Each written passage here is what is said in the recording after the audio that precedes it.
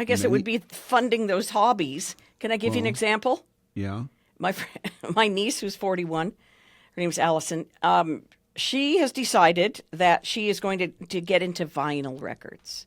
Oh, yeah. My wife wants to do that too. That's really funny. Not cheap, people. Really? Not cheap. Yeah, if you're going to go, there's not a Tower Records on every corner anymore like when you and I were growing up. No, I remember that. I used to see the bands there too, like the Scorpions and UFO. Or at Zia Records. One of them. And Ronnie James Dio, Black Sabbath. Man. Oh, my God, my favorite. I used to go to all the concerts with my brother. Oh, you can get used vinyl and stuff for people. But my niece, she wants vinyl. So it's like, whoa. Think about how much are they? Oh, it just depends upon where you order it from. But how much? Oh, it's average. 25. How much were they when we bought them when we were kids? I don't know, 11. Okay, so think about the inflation on that. That's 20 years. That's a 5% inflationary rate on vinyl. Because your money doubles in 20 years at 5%. So how about this one?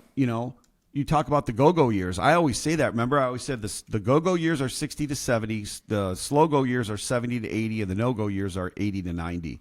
Or maybe a little bit out are the no-go years, maybe 85. But you're not talking about planning trips all over the world at 85 to 90 years old. Not at 85, no. It's not going to happen. And so people want to retire early. Well, guess what? If you retire early, then you can throw that 4% assumption away.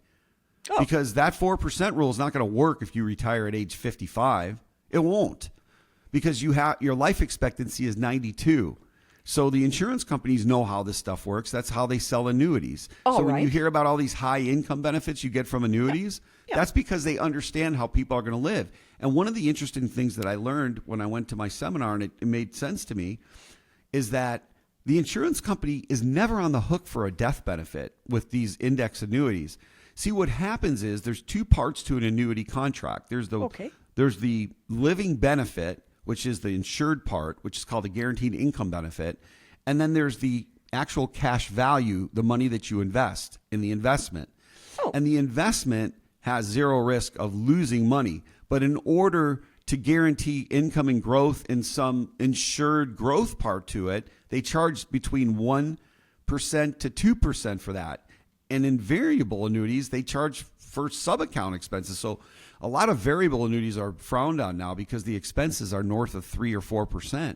And so you got to make 10% to net 7%. So it's not a good deal for you. Well, you don't like variable annuities, do you? No, I used to sell them when I was a kid. It was the worst. I used to sell them, and I would say all the time, why aren't these growing like by 8%? Well, you got 3.5% fees in there.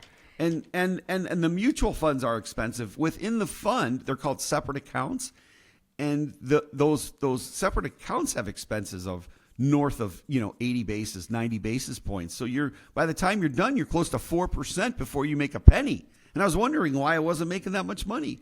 Interestingly, I will tell you that over the 36 years of my career, the average annuity, fixed annuities or index annuities I've seen the returns on between 4 to 6%. That's all you're going to make in them.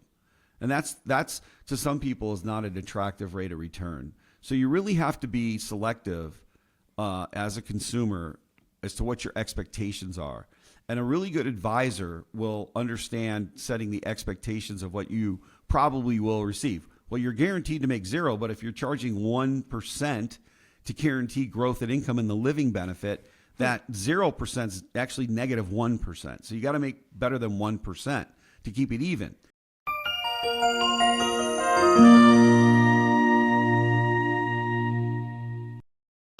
Premier Southwest Planning Group, LLC is a registered investment advisor. The content of this advertisement is intended for informational purposes only and is not intended to be investment advice. The views expressed in this program are subject to change based on market and other conditions.